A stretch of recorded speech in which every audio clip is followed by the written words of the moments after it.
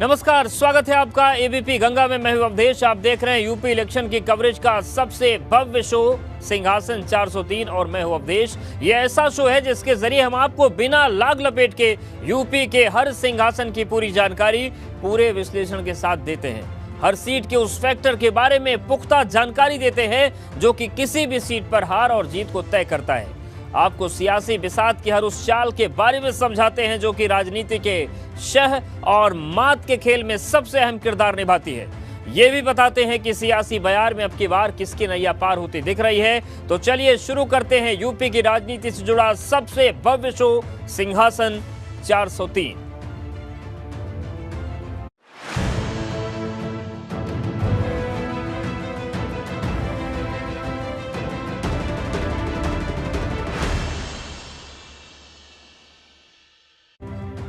तो उत्तर प्रदेश में चुनाव मतलब एबीपी गंगा, और आज हम आपको पूर्वांचल और पश्चिमी यूपी की दो बेहद अहम सीटों के बारे में जानकारी देने जा रहे हैं। पहले बात करेंगे पूर्वांचल के कौशाम्बी जिले की सिराथू विधानसभा सीट की, जिसमें 2022 में डिप्टी सीएम केशव प्रसाद मौर्य ने चुनाव लड़ने के कयास लगाए जा रहे हैं। साथ ही मथुरा की बलदेव सीट का समीकरण भी आपको समझाएंगे, जो कभी राष्ट्रीय लोकदल का गढ़ रहा, लेकिन 2017 में इस सीट पर भाजपा ने कब्जा किया। वहीं 22 में भी इस सीट पर भाजपा और रालोद में कांटे की टक्कर के कयास लगाए जा रहे हैं। अब बात करते हैं पूर्वांचल जिले कौशाम्बी की सिराथू विधानसभा सीट की, जिस पर कभी बसपा का दबदबा हुआ करता था, लेकिन 2012 से इस सीट पर भाजपा ने कब्जा किया। 2012 में डिप्टी सीएम केशव मौर्य इस सीट से विधायक रहे। वहीं 22 के संग्राम में क्या है सीट का समीकरण समझाएंगे आपको, लेकिन उससे पहले ये रिपोर्ट देखिए।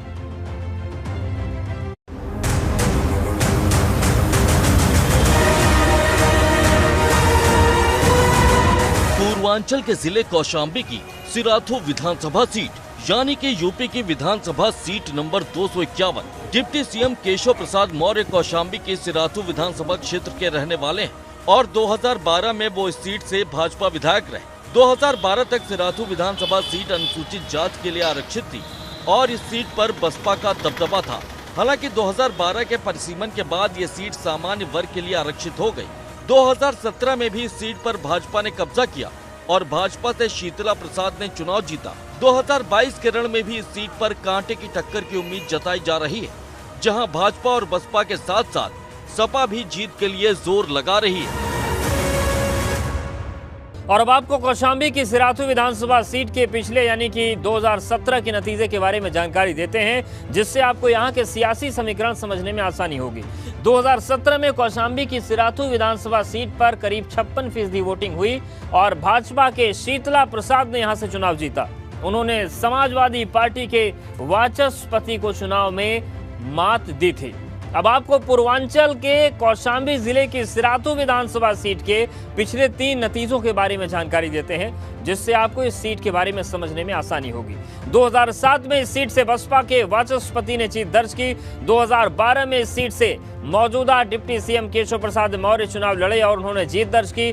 2014 में सांसद बनने के बाद उपचुनाव हुआ और वहीं उपचुनाव में 2017 विधानसभा चुनाव में इस सीट से भाजपा के शीतला प्रसाद ने जीत दर्ज की, जो केशव प्रसाद मौर्य के करीबी माने जाते हैं। तो ये 3 बार का चुनावी इतिहास हम आपको बता रहे हैं। और अब बारी है आपको पूर्वांचल के कौशाम्बी जिले की सिराथू विधानसभा सीट के तमाम उन चेहरों के बारे में जानकारी देने की, जो कि 2022 के रण में अपनी मजबूत दावेदारी पेश कर रहे हैं। इसमें पहला नंबर आता है डिप्टी सीएम केशव प्रसाद मौर्य का, जो 2012 में इस सीट से विधायक रहे। दूसरे नंबर पर भाजपा के शीतला प्रसाद हैं, जो कि इस सीट से मौजूदा विधायक हैं। तीसरे नंबर पर बसपा के वाचस्पति हैं, जो 2017 के रनर अप रहे थे। वहीं चौथा चेहरा बसपा के सईदुर रब हैं, जिन्होंने 2017 में बसपा का उम्मीदवार बनकर चुनाव लड़ा था। अब आपको पूर्वांचल के कौशाम्बी जिले की सिराथू विधानसभा सीट के उन चेहरों से सिलसिलेवार ढंग से रूबरू कराते हैं, जो कि 2022 के रण में अपनी मजबूत दावेदारी सीट से पेश कर रहे हैं। और इसमें पहला नंबर आता है डिप्टी सीएम केशव प्रसाद मौर्य का। केशव प्रसाद मौर्य फिलहाल एमएलसी हैं और यूपी के डिप्टी सीएम हैं। 2012 में केशव प्रसाद मौर्य कौशाम्बी की सिराथू सीट से विधायक रह चुके हैं। 2014 में लोकसभा चुनाव जीते और फूलपुर से भाजपा सांसद रहे। 2022 में केशव प्रसाद मौर्य के सिराथू सीट से चुनाव लड़ने के कयास लगाए जा रहे हैं। केशव प्रसाद मौर्य का गांव भी सिराथू विधानसभा क्षेत्र में ही आता है। और अब आपको पूर्वांचल के कौशाम्बी जिले की सिराथू विधानसभा सीट के दूसरे बड़े चेहरे के बारे में जानकारी देते हैं। ये भी भाजपा का चेहरा है और ये हैं शीतला प्रसाद। शीतला प्रसाद 2017 का विधानसभा चुनाव जीते और मौजूदा भाजपा विधायक हैं। शीतला प्रसाद डिप्टी सीएम केशव प्रसाद मौर्य के करीबी माने जाते हैं। कुर्मी वोटर्स पर शीतला प्रसाद की मजबूत पकड़ है, खास तौर से पटेल वर्ग पर, जिनसे खुद शीतला प्रसाद ताल्लुक रखते हैं। जिला भाजपा संगठन में भी इनका बड़ा कद है। और अब आपको कौशाम्बी की सिराथू विधानसभा सीट के तीसरे बड़े सियासी चेहरे के बारे में जानकारी देते हैं, जो कि पहले बसपा से विधायक रहे लेकिन अब समाजवादी पार्टी का चेहरा हैं और ये हैं वाचस्पति।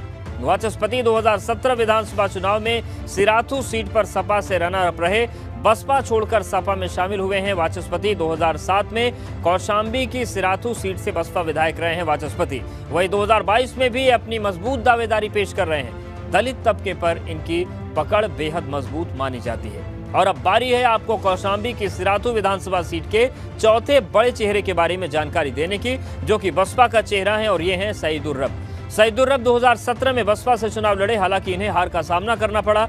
इलाके के मुस्लिम वोटर्स के बीच सईदुर रब की मजबूत पकड़ है। 2017 में बाहरी प्रत्याशी होने की वजह से इन्हें पार्टी के अंदर ही विरोध झेलना पड़ गया। हालांकि उसके बाद से ही लगातार ये क्षेत्र में संपर्क बनाए हुए हैं। और अब सीधा रुख करते हैं अपने पूर्वांचल के जानकार और वरिष्ठ पत्रकार मनोज तिवारी जी का। सर, ये तमाम बड़े चेहरे हैं। 2022 में सिराथू सीट की अगर हम बात करें तो सबसे मजबूत चेहरा डिप्टी सीएम केशव मौर्य का लगता है, लेकिन आपको क्या लगता है 2022 में क्या रणनीति और कूटनीति बन सकती है? देखिए 2022 में सिराथू की जहां तक बात की जाए, बहुजन समाज पार्टी पूरे कौशाम्बी में कागज पर बहुत मजबूत है और सिराथू से सटी हुई विधानसभा चायल से ब्राह्मण प्रत्याशी अतुल द्विवेदी को उतारने के बाद पूरे कौशाम्बी का जो है समीकरण बदल गया है। और मैं सिराथू की अगर बात करूं तो सिराथू में बहुजन समाज पार्टी से मेरी जानकारी में एक ब्राह्मण चेहरा आ रहा है और दूसरी बात जो है वो सपा से जो है आनंद मोहन पटेल जी आ रहे हैं, वो भी पटेल हैं। और जन अधिकार पार्टी ने बहुत मजबूत नेता राजेश कुशवाहा को अपना प्रत्याशी बनाया है। ऐसे में डिप्टी सीएम केशव प्रसाद मौर्य को चारों तरफ से घेरने का प्रयास जो है विपक्ष ने कर लिया है। हालांकि भारतीय जनता पार्टी सिराथू से विधायक हैं उनके और 78,000 से ज़्यादा वोट पाके वो जीते थे शीतला प्रसाद जी। वोट का मार्जिन तो ज़्यादा है, लेकिन विपक्ष में बहुजन समाज पार्टी हो या समाजवादी पार्टी हो या जन अधिकार पार्टी हो, उन्होंने केशव प्रसाद मौर्य को घेरने की तैयारी कर ली। और समीकरण क्या है सर, हम वो समझेंगे, आपसे हमारे साथ बने रहिए। और अब बारी है आपको पूर्वांचल के कौशाम्बी जिले की सिराथू विधानसभा सीट के उन मुद्दों के बारे में बताने की, जो कि आने वाले विधानसभा चुनाव में अपना अहम किरदार निभा सकते हैं। कौशाम्बी की सिराथू सीट का पहला बड़ा मुद्दा है बाढ़, जिससे किसानों की फसल हर साल बर्बाद होती है। दूसरा बड़ा मुद्दा बिजली की है, आपूर्ति ढंग से न होने की वजह से लोग नाराज हैं। तीसरा बड़ा मुद्दा सिराथू स्टेशन को जंक्शन बनाने का है, इसकी मांग अब तक पूरी नहीं हुई है और इसकी वजह से यहाँ पर ट्रेन नहीं रुकती हैं। तो ये यहाँ के मुद्दे हैं। और अब आपको कौशाम्बी की सिराथू विधानसभा सीट के सत्ते के पत्ते के बारे में जानकारी देते हैं, जो कि सीट पर हार और जीत तय करता आया है। और सिराथू सीट पर जीत का ये सत्ते का पत्ता है वो दलित और पिछड़े तबके के वोटर, जिनकी तादाद इस सीट पर सबसे ज्यादा है। और ऐसे में यही वोटर ये तय करते हैं कि इस सीट पर किस उम्मीदवार की जीत होगी और किसकी हार होगी। तो एक बार फिर से रुक कर लेते हैं पूर्वांचल के जानकार और वरिष्ठ पत्रकार मनोज तिवारी जी का। सर, आपने बताया कि चौतरफा घेरने की तैयारी है, लेकिन जो सत्ते का पत्ता है ओबीसी और दलित वोटर, क्या ये वर्ग कुछ बड़े परिवर्तन कर सकता है या यही राहत दे सकता है? लाइव चल रहा। जी हम सुन पा रहे हैं आपको।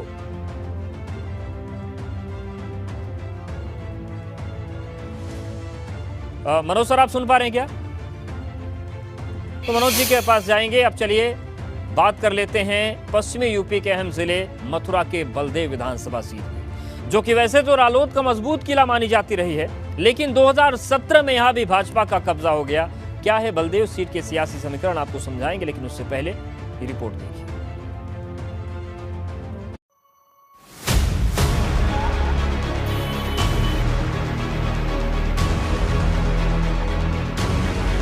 पश्चिमी यूपी के जिले मथुरा की बलदेव विधानसभा सीट यानी कि यूपी की विधानसभा सीट नंबर 85। मथुरा की ये सीट जाट बाहुल्य मानी जाती है और इसी वजह से इसे मिनी बागपत भी कहा जाता है। बलदेव विधानसभा सीट पर किसान आंदोलन का बड़ा असर है। हालांकि 2017 में इस सीट से भाजपा के पूरन प्रकाश ने जीत दर्ज की थी, जो 2012 में रालोद से इसी सीट पर विधायक बने थे। इस सीट पर 2022 में कांटे का मुकाबला होने की उम्मीद जताई जा रही है। किसानों का गढ़ होने की वजह से इस सीट पर रालोद भी मजबूत दावेदारी पेश कर रही है, जबकि भाजपा भी 2022 में इस सीट पर अपनी जीत के लिए पूरा जोर लगा रही। हालांकि किसान आंदोलन की वजह से भाजपा की राह इतनी आसान नहीं दिख रही। और अब आपको मथुरा जिले की बलदेव विधानसभा सीट के पिछले नतीजों के बारे में जानकारी देते हैं, जिससे आपको यहां के सियासी समीकरण के बारे में समझने में आसानी होगी। 2017 विधानसभा चुनाव में बलदेव विधानसभा सीट पर करीब 67% वोटिंग हुई थी और भाजपा के पूरन प्रकाश ने सीट से जीत दर्ज की।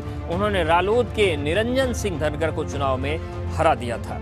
अब आपको मथुरा जिले की बलदेव विधानसभा सीट के पिछले 3 नतीजों के बारे में जानकारी देते हैं, जिससे आपको यहाँ के सियासी गुणागणित की जानकारी और साफ तौर से मिल पाएगी। तो देखिए, ये चुनावी इतिहास आपके सामने है। 2007 में मथुरा की बलदेव सीट से बसपा के राजकुमार रावत ने जीत दर्ज की थी, जबकि 2012 में राष्ट्रीय लोकदल के टिकट पर चुनाव लड़े पूरन प्रकाश ने चुनाव जीता। 2017 में हवा का रुख भांपकर भाजपा में शामिल हो गए थे और 2017 विधानसभा चुनाव में ये भाजपा से विधायक बने। तो ये चुनावी इतिहास है। और अब आपको मथुरा की बलदेव विधानसभा सीट के उन तमाम बड़े सियासी चेहरों के बारे में जानकारी देते हैं जो कि 2022 में सीट से अपना जीत का दम भर रहे हैं। और मथुरा की बलदेव सीट का पहला बड़ा चेहरा है पूरन प्रकाश, जो कि मौजूदा भाजपा विधायक हैं और 2012 में रालोद से विधायक रहे।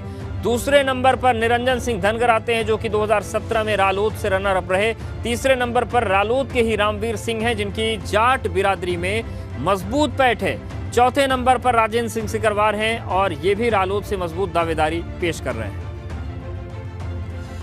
और अब आपको सिलसिलेवार ढंग से मथुरा की बलदेव विधानसभा सीट के इन तमाम सियासी रसूखदार चेहरों के बारे में बताते हैं, जिसमें पहला नंबर आता है पूरन प्रकाश का। पूरन प्रकाश 2017 में भाजपा से चुनाव जीते और मौजूदा विधायक हैं। 2012 में पूरन प्रकाश इसी सीट पर रालोद से विधायक रहे हैं। 2017 चुनाव से पहले ये रालोद से भाजपा में शामिल हुए। वहीं 2022 में किसान आंदोलन की वजह से पूरन प्रकाश की राह इतनी आसान नहीं दिख रही है, क्योंकि इस सीट पर आंदोलन का बड़ा प्रभाव देखने को मिल रहा है। और अब बारी है मथुरा की बलदेव विधानसभा सीट के दूसरे बड़े चेहरों से रूबरू कराने की, जो कि पहले रालोद का चेहरा थे लेकिन अब भाजपा में शामिल हो गए हैं। इनका नाम है निरंजन सिंह धनगर। 2017 विधानसभा चुनाव में रालोद से रनर अप रहे।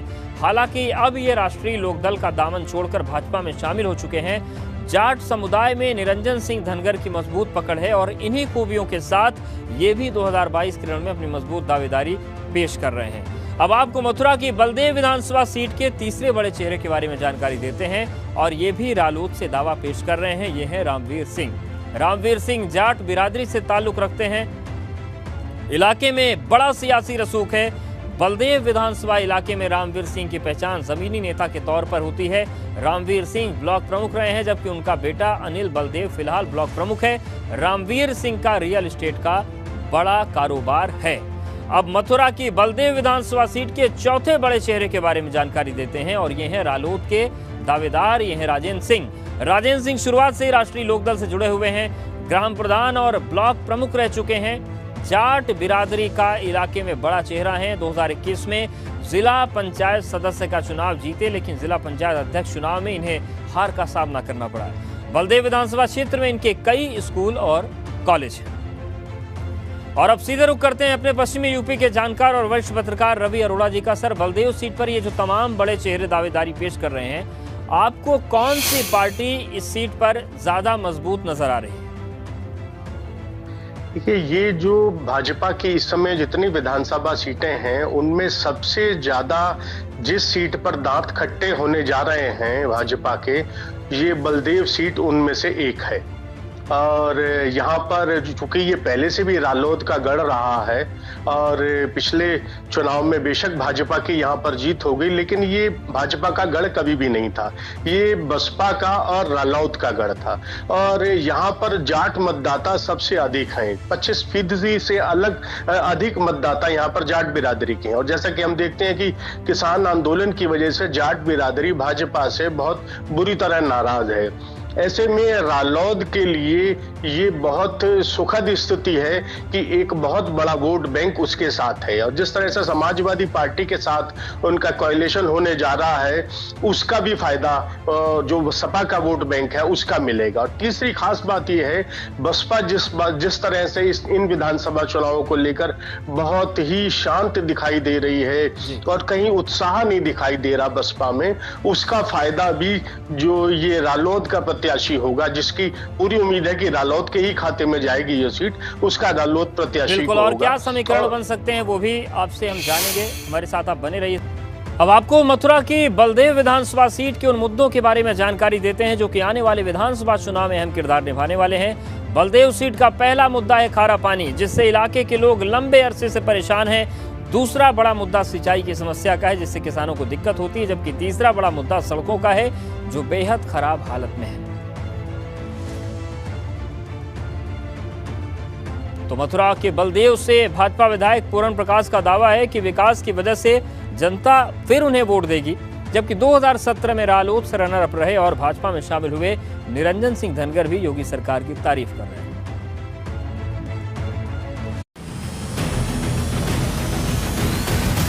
हमारा जो वोट पड़ेगा अब की बार वो हमारे विकास के नाम पर पड़ेगा।